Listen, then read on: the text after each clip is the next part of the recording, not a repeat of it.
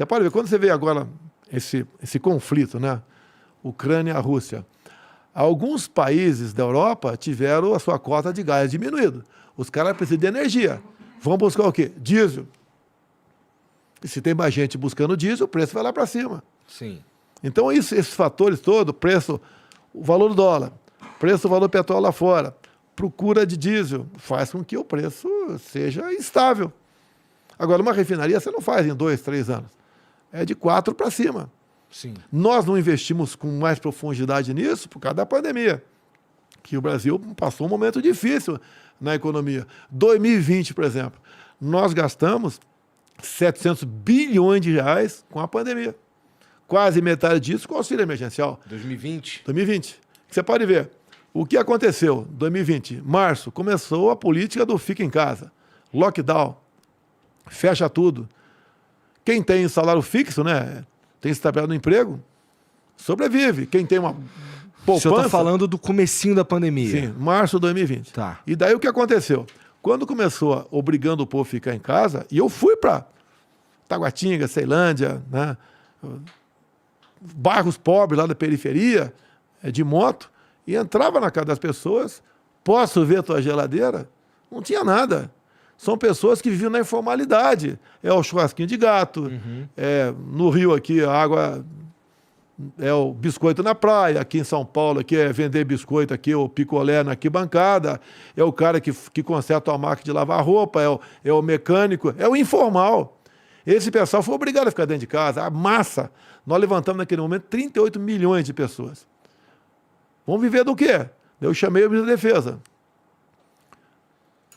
Temos condições de garantir da lei da ordem que esse pessoal vai para a rua, com fome. 38 milhões de pessoas que não tem mais seu ganha-pão. Vão para a rua.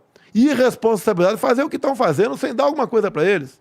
Olha, não temos condições de garantir da lei da ordem pelo efetivo das Forças Armadas. E outra, obrigar o cara à força a ficar em casa, com fome, bem, criamos o auxílio emergencial. Sobre esse lance de ficar em casa, foi bem no começo da pandemia, Sim. mas foi um cabo de guerra, isso daí, entre eu, no mundo todo, o contrário. Deixar bem claro aqui, para não ter dúvida. Eu, no mundo todo, o contrário é isso. Sobre ficar em casa. Sim. Tá. Mas será, presidente, que assim, hoje a gente olhando tudo que passou e tudo mais, assim, talvez a gente tenha uma análise um pouco diferente. Porque a gente hoje, pelo menos, faz uma ideia do como as coisas aconteceram, sobre as vacinas e tudo mais. Mas será que esse fica em casa, num primeiro momento, um fica em casa mais radical, não garantiria que as pessoas poderiam voltar para suas vidas normais mais rapidamente? Nova York. O maior número de contaminados foram que ficaram em casa. Tá? O que eu falava? Nós temos que lutar contra a doença, em especial os mais idosos, com comorbidade, e o povão tem que trabalhar. Senão vai morrer de fome. Ficar embaixo da cama não vai resolver nada. E qual a intenção do lockdown? No máximo em 2 meses, criar hospitais de campanhas, aparelhar ou reaparelhar hospitais com respiradores. Foi um problema. E está tudo resolvido. O lockdown durou mais de 1 ano e meio. Virou uma política. Não durou. 1 ano e meio, sim. Você vê, eu te posto decretos para você de 2021. De vários governadores com lockdown. Eu não duvido que havia uma política nesse sentido, mas, como o senhor disse, o povão precisava trabalhar. Sim. E, assim, eu lembro que nessa época eu morava em Curitiba e eu tinha que vir para São Paulo toda semana para fazer o Flow. E eu lembro de passar aqui em São Paulo nos 2 primeiros meses, por aí, e parecia de fato uma cidade fantasma. Mas depois, as coisas foram... As pessoas começaram a ter que ir trabalhar, não Quanto tinha tempo jeito. depois? 1 ano depois? Não, acho que não demorou esse tempo todo não, presidente. Eu 2020, não estou dizendo que não foi uma questão 2020, grande parte dos estados, os governadores, por decreto, fechavam tudo. Exato. E às vezes o governador não fechava, o prefeito fechava. O que o Supremo decidiu? Era concorrente, eu, governadores e prefeito. Só se eu, por exemplo, decretasse área amarela em São Paulo, o governador podia botar área vermelha. O prefeito no seu município podia botar uma área roxa. Foi o STF que deu esse poder para ele. Deu esse poder para ele. Não sei por que fizeram isso. Me tirar de mim o poder de conduzir essas medidas da pandemia. E o que eu falava lá atrás? O vírus veio para ficar, infelizmente. Não é que eu quero, veio para ficar. Tanto é que não foi embora até hoje, nem vai embora mais. Fica rodando pelo mundo. E não é essa a solução. Daí, por exemplo, o meu ministro da Saúde, tal do Mandetta, ele fez um protocolo, quem estava com Covid ia para casa, quando sentir falta de ar, ir para o hospital. Daí eu falei, vai para o hospital fazer o quê? Ser entubado? Esse é o remédio? Por que você não garante a liberdade do médico clinicar seu paciente? Porque o médico sabe disso. Ele aprende. Se chega alguém que está passando mal, pode morrer, ele pode receitar alguma coisa e com um acordo com o paciente ou com a família. Então o tratamento precoce deixou de existir. Eu ainda falei para o Mandetta, vai para o hospital para ser entubado, o remédio é tubo, por que não deixar o médico clinicar? Você pode ver, na Guerra do Pacífico, por exemplo, o soldado chegava ferido, não tinha quem doasse mais sangue, e os médicos começaram a botar água de coco na veia dos caras, e salvou. Os remédios, muitas vezes, são descobertos por acaso. Você pega a África subsaariana, daí a pessoa fala, não tem informações precisas sobre a África. Por que morreu pouca gente lá? Proporcionalmente falando. Eles tomavam remédio, não vou falar aqui para evitar aí, eu querer derrubar a tua live aqui, um remédio que servia para combater a cegueira dos rios. Você pode ver, o que aconteceu com a China agora, há poucas semanas? Uma crise de Covid na China. Eu te pergunto, a Coronavac de onde é? Não é da China? Eles não tomaram a vacina? Ou se tomaram, por que não teve eficácia? Você não pode discutir esse assunto. Você fica proibido de discutir esse assunto. Eu discuti com embaixadores do mundo todo, no Brasil, né, conversando, ligando para médicos.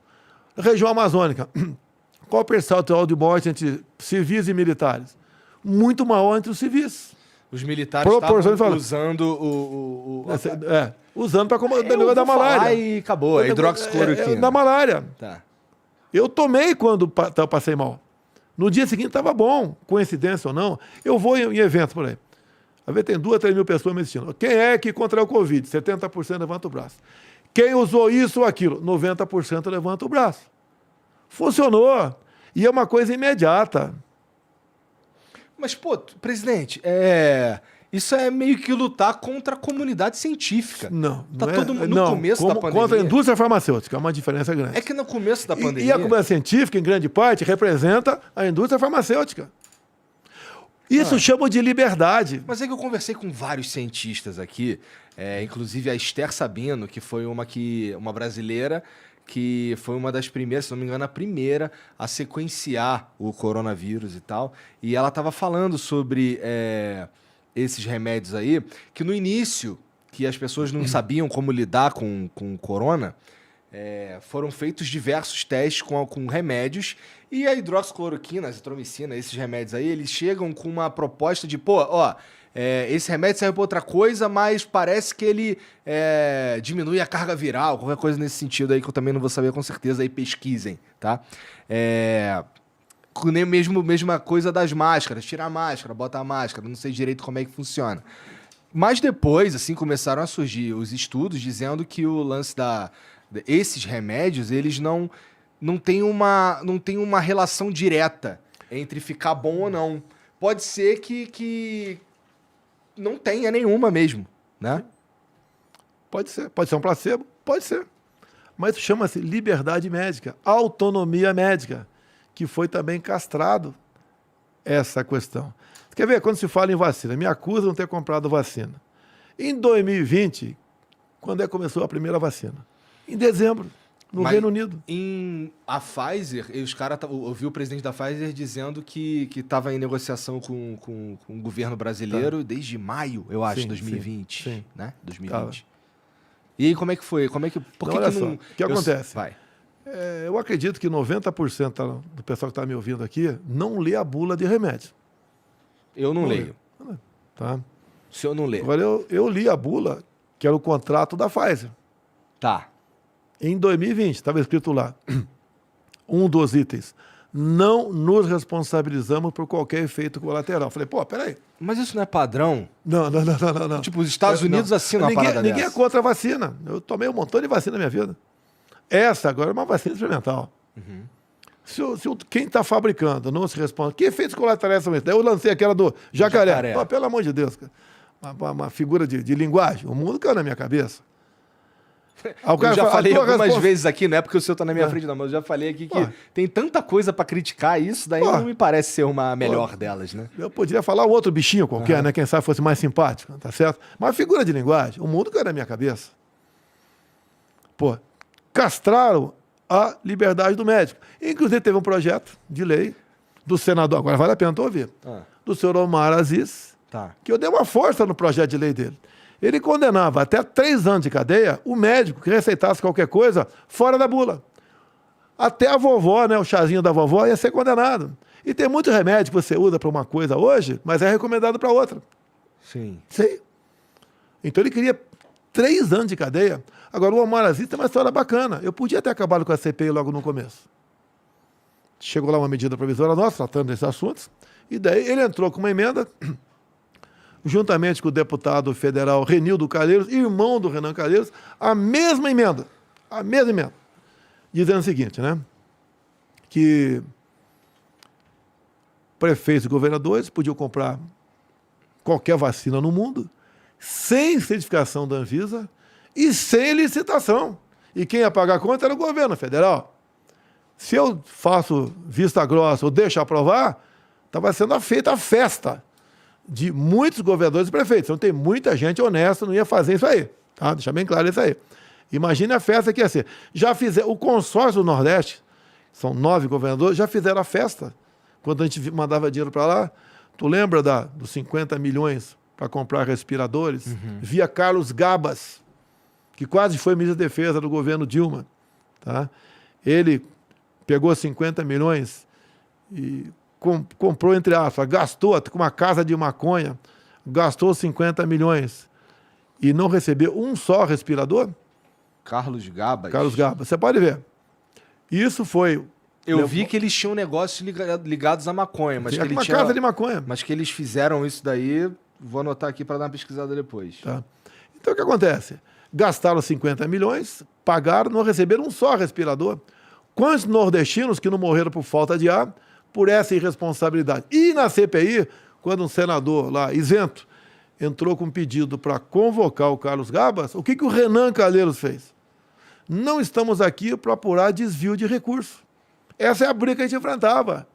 A turma do Renan, de Omar Aziz, de Randolfo Rodrigues, queria, naquele momento, comprar vacina a qualquer preço, em qualquer lugar do mundo, a Anvisa fora, queria até dar um prazo de 48 horas para a Anvisa decidir, tá? E sem licitação. E daí o que acontece? Como eu estou brigando contra isso, quando o Congresso, em março do ano seguinte, aprovou um projeto de lei, que virou lei, dizendo que a responsabilidade não era minha, vamos comprar então, era. E compramos, não só da Pfizer, como outras também, Coronavac. Responsabilidade de efeitos adversos. Sim, sim.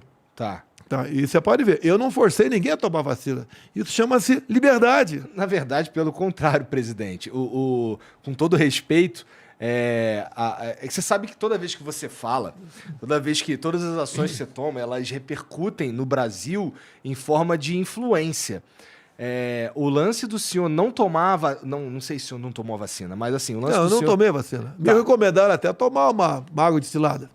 Tá. Eu não vou, eu posso enganar você, não vou enganar mim. Então, o lance do senhor não tomar vacina acaba influenciando a galera a não tomar vacina. Influencia alguns. Eles vão ver, não é que a minha palavra está valendo. Eles foram ler a bula. É porque... Meio que a palavra do senhor está valendo, presidente. Você desculpa. Não. Com todo respeito, Tá. mas é que o senhor, de fato, assim, o senhor influencia. Minha sogra, que estava lá embaixo para tirar foto contigo, cara, ela basicamente vai fazer o que o senhor Peraí, vamos lá. pô. O Aguinaldo Timóteo estava vacinado? Morreu do quê? Tarcísio Meira estava vacinado? Morreu do quê? Tem um estudo israelense que a Pfizer tem uma validade de 4 semanas. Agora, você falar isso aí, o pessoal me recomenda, não toque nesse assunto. Poxa, eu tenho que falar a verdade pro pessoal, pô. Não quer votar mais em mim? Lamento, né? Posso fazer o quê?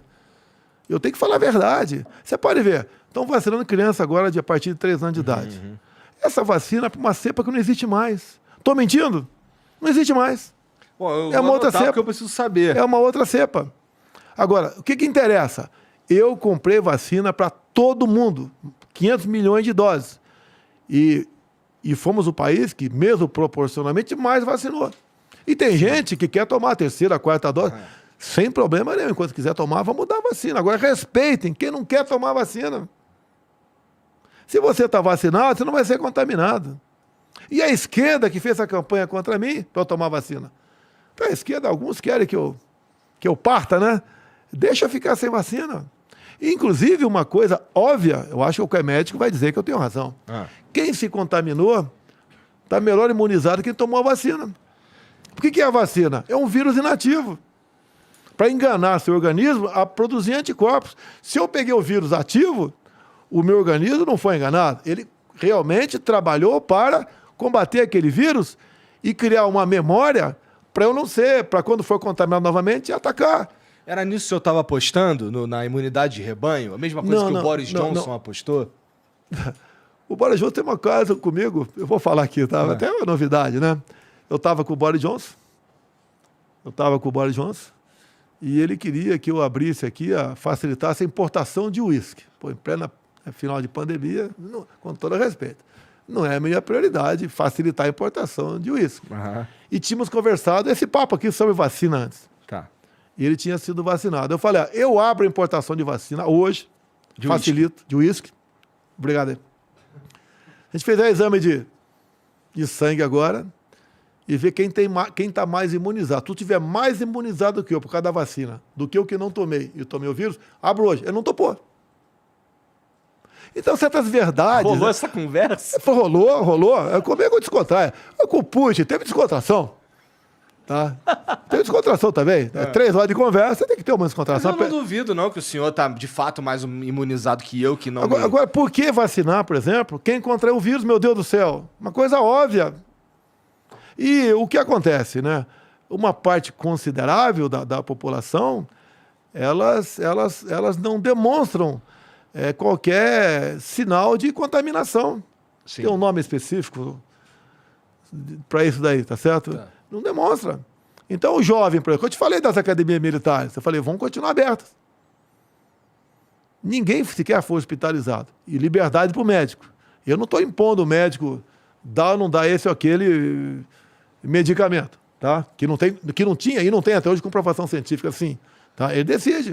Porra. Ele decide, pô. É liberdade, é o jovem que está nos ouvindo aqui, que o que ele mais preza é o quê? É liberdade, para ir e vir. Mas, presidente, eu acho que é a primeira vez que eu ouço o senhor dizer que, de fato, não tem uma comprovação científica. Mas não tem, eu nunca falei que tinha. Mas também nunca falou que não tinha. Não falei que não tinha. Mas é uma doença rara. É igual tá aí agora aqui a questão aí do macaco aí. Varíola do macaco. Vai do macaco, né? Já estão se falando em vacina, vai tomar, não vai. Quem pega, quem não pega, não vou falar aqui. Segundo o OMS falou que vai dar um curto-circuito geral, tá certo? Você tem que ter a liberdade, meu Deus do céu. Você pode ver, a imprensa bateu muito naquele negócio da malária, tá, que tinha efeito colateral. Mas, em 2016, se recomendou esse remédio para malária para a mulher que estava com Zika vírus. Lá, em 2016, não tinha efeito colateral. 2020 passou a ter efeito colateral. Então, entrou, sim, o interesse da indústria farmacêutica, que é poderosíssima. Tá? Entrou muito interesse em jogo. Isso é quando você pega os grandes médicos, né? Não são todos, deixar bem claro aqui, mas muitos estão vinculados à empresa da indústria farmacêutica. A gente começou a vacinar aqui no Brasil, se eu não me engano, uns 20 dias depois. Janeiro de 21. Janeiro. A primeira vacina do mundo foi em dezembro de 2020. Tempo recorde. Trabalho feito pelo Pazuello lá atrás. Mas a gente perdeu a chance de ser o primeiro lugar do mundo a vacinar? Não, olha só. O que aconteceu? Os países que produziam vacina, a prioridade é para o seu povo. Faz sentido. Não tinha vacina, assim. Nós estamos batendo, chegando próximo a 8 bilhões de habitantes no mundo. Sim. Não tem como você produzir vacina. Agora, nós, por contratos assinados lá atrás, tá, nós conseguimos até melhor negociar com a Pfizer o contrato de 21 do que o previsto de 20. Tá. Então entrou várias vacinas. Eu vi lá o presidente da Pfizer, ele falou na CPI da Covid, que eu queria saber qual que é o fim disso daí, que eu não sei, não ouço mais falar sobre isso. Mas ele fala lá que, na época, o ministro da Saúde, que eu acho que era o Pazuello, falou que precisava de um aval da Anvisa e tinha um problema de insegurança jurídica, que provavelmente era esse lance de assumir a responsabilidade sobre qualquer efeito adverso. Não tenho certeza, só estou assumindo aqui. A Agência Nacional de Vigilância Sanitária é o que diz se tal medicamento pode ou não ser usado aqui no Brasil. Tem que passar por lá. Não existe um medicamento no Brasil que não passe pela Anvisa. Queriam, na época, né, que fosse, acho que 48 horas, tempo recorde. Depois passaram para 5 dias. Mas que época que o senhor está falando? É isso aí, 20 e 21. Tá, queriam praticamente alijar a Anvisa. O presidente da Anvisa brigou contra isso. Porque quando você pega, por exemplo, a documentação de uma vacina, são 10 mil páginas, que você não vai ler assim, né? Você vai ter que ler e interpretar. Não é ler, você tem que ler e interpretar. E a responsabilidade passa a ser do pessoal da Anvisa. Então, o almirante Barra exigiu que aquele tempo era muito exíguo. Não dava para fazer daquela maneira. E a imprensa pancada nele, pancada em mim. Eu não interferi em nada. Eu fui pela legalidade. Olha, esse medicamento não tem a comprovação científica ainda e eu não posso assinar, comprar, porque o mundo vai cair na minha cabeça. Se o cara virar jacaré, lembra, né? O mundo vai cair na minha cabeça. E eu não quero ter essa responsabilidade. Tanto é que eu mostrei, eu falava nas minhas lives, que a Pfizer não se responsabiliza por efeitos colaterais. A decisão é tua, cara, não é minha.